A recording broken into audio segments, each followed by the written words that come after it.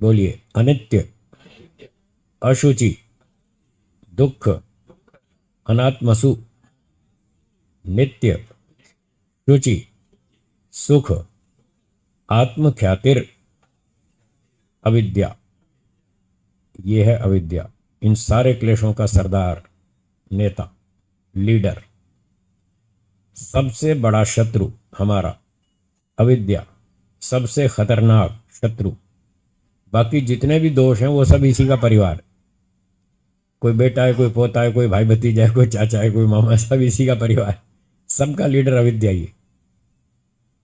इसलिए अविद्या को बहुत अच्छी तरह समझना चाहिए। हमारे गुरुजी 40 वर्ष तक इस अविद्या पे प्रवचन करते रहे। कितने? और हम 40 साल तक खुश होकर सुनते रहे। हमने कभी नहीं कहा क्या गुरुजी वही पुरानी बात सुना रहे हो। वही पुरानी बात, वही अविद्या की बात फिर सुनाते हो। हमने कभी नहीं कहा। बहुत अच्छी प्रेम से, श्रद्धा से सुनते थे, क्योंकि ये बात ही ऐसी है, इसको बार बार सुनना चाहिए, हजारों बार सुनना चाहिए, लाखों बार सुनना चाहिए, दोहराना चाहिए, खुद चिंतन करना चाहिए। मैं खुद इस सूत्र को रोज, इस सूत्र पर रोज चिंतन करता हूं, इस अविद्या वाले सूत्र पर, पिछले 40 साल से। हर रोज दिन में मेरे पास 2 सूत्र होते हैं, एक 5वां ये वाला और एक 15वां, इसी पाद का 15वां सूत्र। इन 2 सूत्रों पे मेरा चिंतन दिन भर चलता है। जितना मेरे पास फालतू टाइम होता है, फालतू मतलब बाकी आवश्यक कार्यों से अतिरिक्त बचा हुआ समय, तो जो मेरे पास फुर्सत होती है, बचा हुआ समय होता है, उसमें मैं 2 काम करता हूँ। एक काम करता हूँ, संसार में दुख है, झंझट है, समस्या है, बीमारी है, कचरा है, कूड़ा है, बेकार है दुनिया, आधा टाइम तो इसमें लगाता हूँ। अब लोगों को क्या पता मैं क्या सोचता हूँ? लोगों को कुछ नहीं मालूम। वो तो मुझे पता है ना मैं मन में क्या सोचता हूँ। तो जितना फ्री टाइम होता है, बचा हुआ समय, उसमें आधा समय इस काम में लगाता हूँ। ये दुनिया कचरा पेटी है, बेकार, दुखदायक। लालचंद जी मेरे साथ रहते हैं, इनको पता थोड़ी चलता मैं मन में क्या सोच रहा हूँ। ये तो सोचते हैं मेरे साथ गुरुजी गाड़ी में बैठे हैं, हम सैर कर रहे हैं, मजा आ रहा है। फिर मैं अंदर अंदर क्या सोचता हूँ वो तो मुझे पता है। तो आधा टाइम तो ये सोचता हूँ ये दुनिया बेकार है, और आधा टाइम ये सोचता हूँ ईश्वर बहुत बढ़िया है। तो आपके पास दिन में जितना समय हो फालतू फुर्सत, उसके 2 भाग कर लें। आधे भाग में ये सोचें दुनिया बेकार है, और आधे टाइम में ये सोचें ईश्वर बढ़िया है, मुझे ईश्वर को प्राप्त करना है, ये दुनिया बेकार है, इसको छोड़ना। उसमें ये 2 सूत्र बहुत सहायता करते हैं, ये 5वां और 15वां। 5वें सूत्र में जो ये अविद्या बताई, ये सूत्र हमारी बहुत सहायता करता है। मैं हर रोज घंटों तक इस पर चिंतन करता हूं। जितनी भी वस्तुओं को देखता हूं, तो देखता हूं तो मन में कुछ तो विचार उठेगा ना। आप किसी कार को देखें तो आपके मन में कुछ तो विचार आएगा, ये कार अच्छी है या खराब है, सुखदायक है या दुखदायक है, कोई ना कोई विचार तो आएगा। मिठाई देखो, कपड़ा देखो, कोई चमकीली वस्तु देखो, आभूषण देखो, कुछ भी देखो, तो मन में विचार कुछ तो आएगा, ये तो या तो अच्छी है या तो खराब है, या तो सुखदायक है या दुखदायक है। आप लोगों को तो वो सुखदायक दिखती है। आप मॉल में जाते हैं, अच्छी अच्छी वस्तुएं देखते हैं, चमकीली, सब अच्छी अच्छी लगती है ना, ये भी खरीद लो, ये भी खरीद लो, और खरीद ही लाते हैं कुछ ना कुछ। खरीद लाते हैं ना। मैं भी मॉल में जाता हूँ और मैं भी वो सारी चमकीली चीज़ें देखता हूँ जो आप देखते हैं, पर मुझे उल्टा दिखता है। आपको वो अच्छी दिखती है, मुझे खराब दिखती है।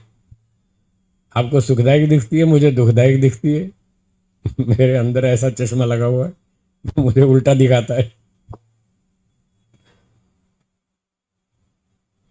तो ये 5वां सूत्र, इसकी सहायता से हम अविद्या से, राग से, द्वेष से बचे रहते हैं। ये हमारी रक्षा करता है ये सूत्र।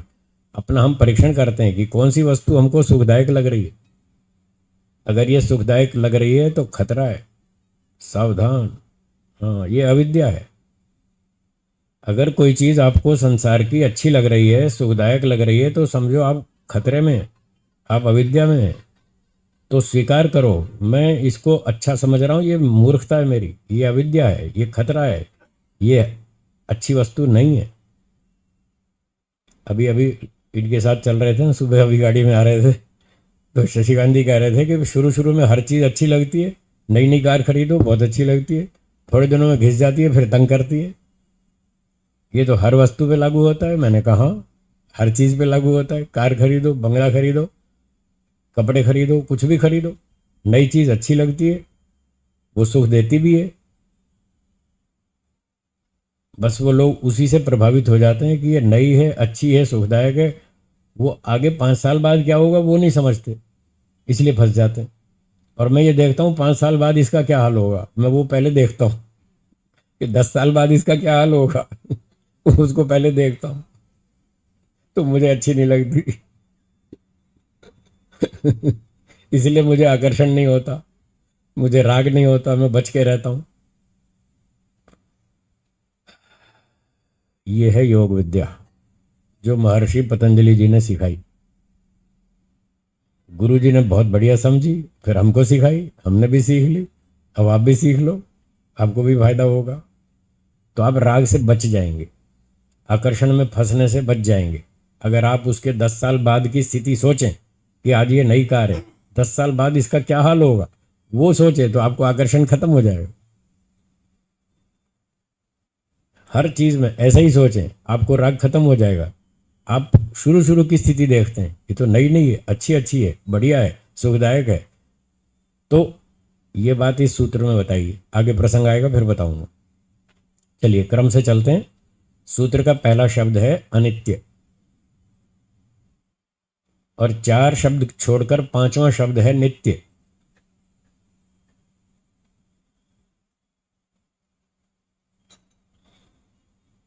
और अंत में एक शब्द है ख्याति। ख्याति, ख्याति का अर्थ है ज्ञान, जानना, समझना। अनित्य वस्तु को नित्य वस्तु समझना। बोलिए। अविद्या है, ये अविद्या का पहला भाग हो गया। अनित्य वस्तु को नित्य वस्तु समझना, ये अविद्या है। इसमें 4 भाग बताए हैं इस सूत्र में, उसमें से ये पहला भाग है। नित्य का अर्थ है जो वस्तु सदा बनी रहे। ईश्वर नित्य है, आत्मा नित्य है, प्रकृति नित्य है, 3 पदार्थ नित्य हैं। तो ये सदा से हैं, सदा रहेंगे, न ये उत्पन्न होते न नष्ट होते, उसको कहेंगे नित्य वस्तु। अब अनित्य का अर्थ है इससे उल्टा, अ लगाने से अर्थ उलट जाता है, नन तत्पुरुष समास है। तो अनित्य का अर्थ है जो वस्तु सदा नहीं रहेगी,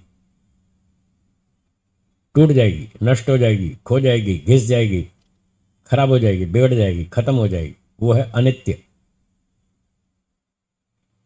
हाँ जी, नित्य और अनित्य का अर्थ ठीक ठीक समझ में आ गया ना। जो वस्तु सदा से है, सदा रहेगी, वो क्या है? नित्य। और जो सदा से नहीं है और सदा नहीं रहेगी, खो जाएगी, नष्ट हो जाएगी, टूट जाएगी, वो क्या है? अनित्य। तो महर्षि पतंजलि जी कह रहे हैं अनित्य वस्तु को नित्य वस्तु समझना अविद्या है। आपने कार खरीदी, बढ़िया कार, 20 लाख की नई नई कार, बहुत अच्छी है, क्या ये नित्य है जी? नहीं है ना। 10-20 साल में टूट जाएगी, खराब हो जाएगी, घिस जाएगी, बेकार हो जाएगी, दुख देगी। पर जब व्यक्ति कार, नई नई कार खरीदता है तो वो उसको नित्य मान के खरीदता है। ये कार बढ़िया है, ये तो हमेशा ऐसी ही रहेगी, उसकी मानसिकता ये है। ये कार तो हमेशा ऐसी ही बढ़िया रहेगी, न घिसेगी, न घटेगी, न टूटेगी, न कमज़ोर होगी, ये ऐसी ही बढ़िया, चमकदार, बढ़िया, सुंदर, सुखदायक रहेगी, ऐसा उसका विचार है। ये अविद्या है। आप अनित्य को नित्य समझ रहे हैं, ये अविद्या है। अब जो मैंने कार का उदाहरण दिया, ये हर वस्तु पे लागू होगा। नया मकान खरीदा, बहुत अच्छा है, सुंदर है, बढ़िया, मजबूत है। और जब व्यक्ति नया नया मकान खरीदता है तो वो समझता है ये हमेशा ऐसा ही रहेगा, जबकि वो हमेशा ऐसा नहीं रहेगा। है वो अनित्य, धीरे धीरे घिसेगा, टूटेगा, उसमें खराबी आएगी, कमी आएगी, कमजोरी आएगी, एक दिन नष्ट हो जाएगा। 100 साल में, 80 साल में, 150 साल में खत्म हो जाएगा, वो टिकेगा नहीं। इसलिए जो पुराने मकान हो जाते हैं तो इंजीनियर लोग उनको तोड़ देते हैं, जानबूझ के तोड़ देते हैं, नहीं तो खामखा छत गिरेगी, दब के मरेंगे लोग, इसलिए तोड़ देते हैं पुराने मकान, फिर दोबारा नया बनाते हैं। पर जो भी नया मकान देखते हैं उसको व्यक्ति ये मानता है कि ये नित्य है, तो उस अनित्य वस्तु को नित्य वस्तु मानना अविद्या है। ये पहला भाग। अब स्कूटर हो, कार हो, मकान हो, कुछ भी हो, अगर आप नित्य मानेंगे तो उसमें राग होगा। अविद्या क्षेत्रम उत्तरेशम, अविद्या होगी तो राग भी होगा। जितने जितने गुण आप उस वस्तु में देखेंगे उन गुणों के कारण आपको उसमें राग होगा। अब मकान हो या मोटर गाड़ी हो, कुछ भी हो, धन हो, संपत्ति हो, सोना चांदी हो, जितने भी जड़ पदार्थ हैं, अगर आप इनको नित्य मानते हैं तो इनमें राग होगा। व्यापारी लोग क्या सोचते हैं? हमें व्यापार में हमेशा लाभ ही होगा, हानि कभी नहीं होगी, ऐसा सोचते हैं।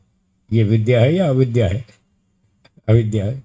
ऐसे अपने अंदर अविद्या को ढूंढिए कि कहाँ कहाँ अविद्या घुसी पड़ी है, कहाँ कहाँ छुपी पड़ी है, उसको खुरच खुरच के निकालो, बाहर फेंको उसको, तब शांति मिलेगी। तो सारा दिन ये काम करना। लोग लगे धंधे में 12 घंटे, उनको फुर्सत ही नहीं है ये बात सोचने की। वो जितने 12 घंटे लगाते हैं धंधे में, वो जो पैसा कमाते हैं सब यहीं छूट जाएगा, और जो काम करना था वो उस पर ध्यान ही नहीं। असली काम तो ये है अविद्या का नाश और विद्या की वृद्धि। इसके लिए वो 1 घंटा भी टाइम नहीं लगा रहे।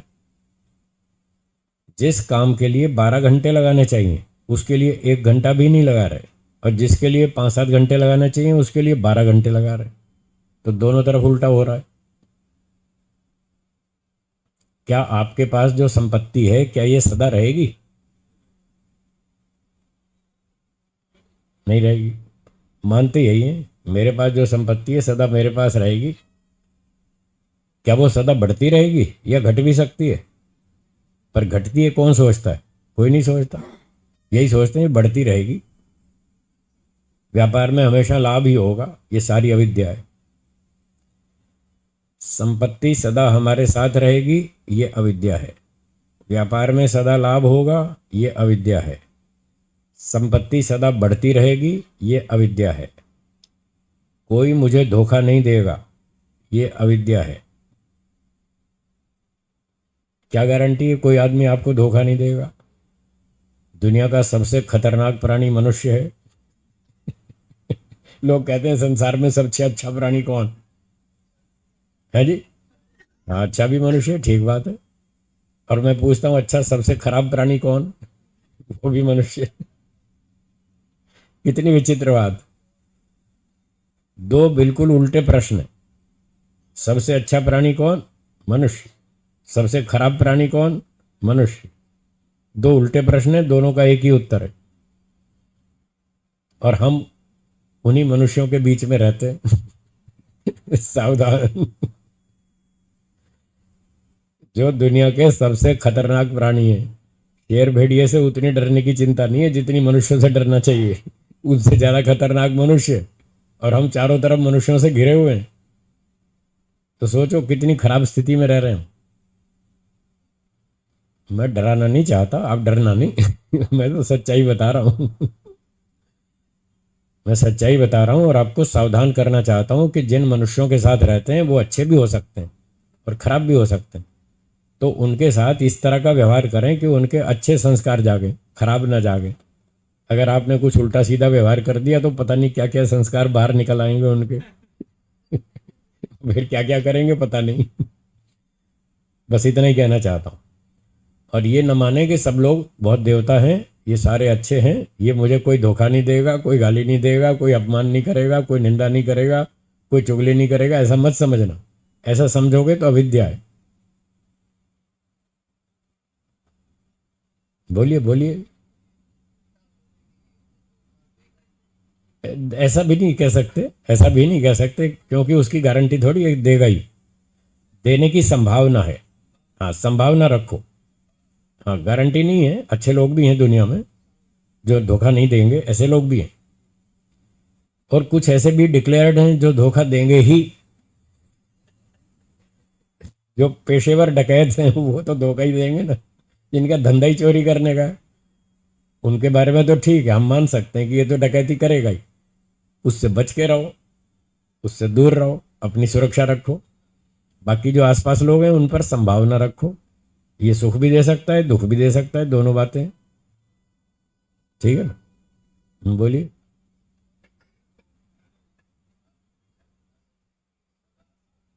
हाँ, ये तो ठीक है।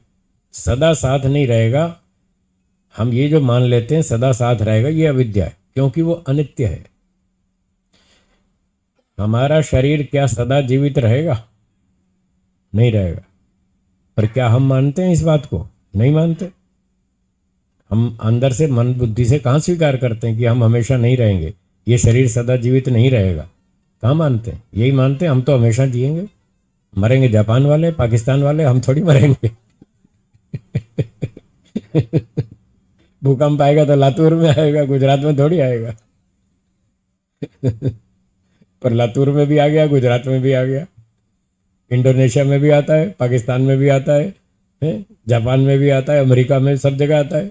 भूकंप की कोई गारंटी थोड़ी है, कोई गारंटी नहीं। तो ये शरीर सदा जीवित रहेगा ऐसा मानना अविद्या है। जैसे हमारा शरीर अनित्य है, इसको नित्य मानना अविद्या है। ऐसे हमारे परिवार के सदस्य हैं, क्या उनका शरीर नित्य है? क्या परिवार वाले सदा जिएंगे? नहीं जिएंगे। और हम मानते हैं कि सदा जिएंगे। हम भी सदा जिएंगे, परिवार वाले भी सदा जिएंगे, ये मानना घोर अविद्या है। और इसी अविद्या के कारण फिर रोना बैठते हैं जब किसी की मृत्यु हो जाती है परिवार में। फिर खूब धाड़े मार मार के रोते हैं। क्यों रोते हैं? इसीलिए तो रोते हैं, अविद्या है ना। जब घर परिवार में रिश्तेदारों में किसी की मृत्यु होती है तब खूब रोते हैं और कहते हैं मैंने ऐसा सोचा ही नहीं था। नहीं, नहीं सोचा था तभी तो रो रहे हो। आप अविद्या में ही जी रहे सारा जीवन। आज सच्चाई सामने आई है तो आज रोना ही पड़ेगा। अगर आपने पहले सोचा होता कि हाँ ये जाएगा, ये शरीर छोड़ के जाएगा, मैं भी जा सकता हूँ, ये भी जा सकता है, दो में से कोई भी पहले जा सकता है, कभी भी मर सकता है, कोई मरने का दिन निश्चित थोड़ी है। सावधानी हटी और दुर्घटना घटी। और दुर्घटना में क्या होगा कुछ पता नहीं, किसी का भी कुछ पता नहीं। आदमी सुबह घर से निकलता है, शाम को वापस आएगा नहीं आएगा, क्या गारंटी? कोई गारंटी नहीं। रोज दुर्घटनाएं होती, रोज एक्सीडेंट होते हैं, हार्ट अटैक आते हैं, पता नहीं क्या क्या होता है, रोज होता है। रोज लोग मरते ही हैं, प्राणी मरते हैं, मनुष्य मरते हैं, सब मरते हैं, फिर भी हम अविद्या में रहते हैं कि हम तो हमेशा जिएंगे, हम थोड़ी मरेंगे। तो ऐसा मानना अविद्या है। अनित्य वस्तु को नित्य वस्तु मानना अविद्या है। उसके उदाहरण में पहले अपना शरीर, फिर अपने परिवार के लोगों का शरीर, फिर धन संपत्ति, मकान, मोटर गाड़ी, ये सारी चीज़ें अनित्य हैं और इनको हम नित्य माने बैठे हैं, ये अविद्या है। तो दिन में जितनी फुर्सत हो उसका आधा समय इस काम में लगाइए कि हम तो अविद्या में बैठे हैं। नहीं नहीं, ये गड़बड़ है, ये खराब है, अविद्या हटाओ इसको। हम सदा नहीं जिएंगे। रोज ऐसा सोचिए, हम सदा नहीं जिएंगे। हमारे परिवार के लोग सदा नहीं जिएंगे। कोई भी कभी भी एक्सीडेंट हो सकता है, चोट लग सकती है, हाथ पैर टूट सकता है, मर भी सकता है। रोज संभावना करें, क्योंकि ये सत्य है। जो सत्य है उसको स्वीकार करें। कभी भी कुछ भी हो सकता है। कोई बम फेंक सकता है, कोई एक्सीडेंट हो सकता है, कोई विस्फोट हो सकता है, कोई मारधाड़ हो सकती है, कहीं कर्फ्यू लग सकता है, कहीं कुछ भी हो सकता है, रोज होता ही रहता है। जहाँ प्रशासन अच्छा होता है वहाँ ये थोड़ा कंट्रोल रहता है, जहाँ प्रशासन ढीला होता है वहाँ ये डकैती और लूटमार और बमबारी होती रहती। तो ये पहला भाग हो गया, अनित्य वस्तुओं को नित्य वस्तु समझना। ये अविद्या है। अब इसको उलट कर देखिए, जो नित्य वस्तु है उसको अनित्य मानना भी अविद्या है। बोलिए।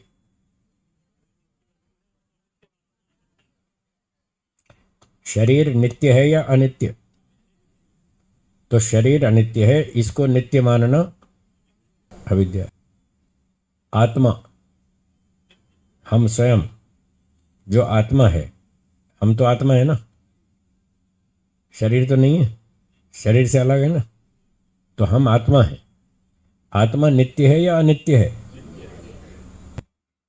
आत्मा मरेगा, तो मरने से डरना चाहिए। फिर क्यों डरते हैं? इसीलिए डरते हैं कि वो शरीर को मैं समझे बैठे हैं।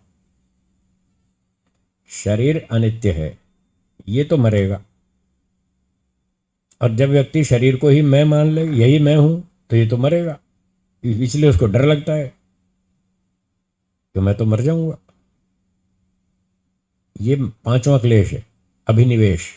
जो मृत्यु से डर लगता है, मृत्यु से जो भय लगता है, अभिनिवेश, वो पांचवा क्लेश है।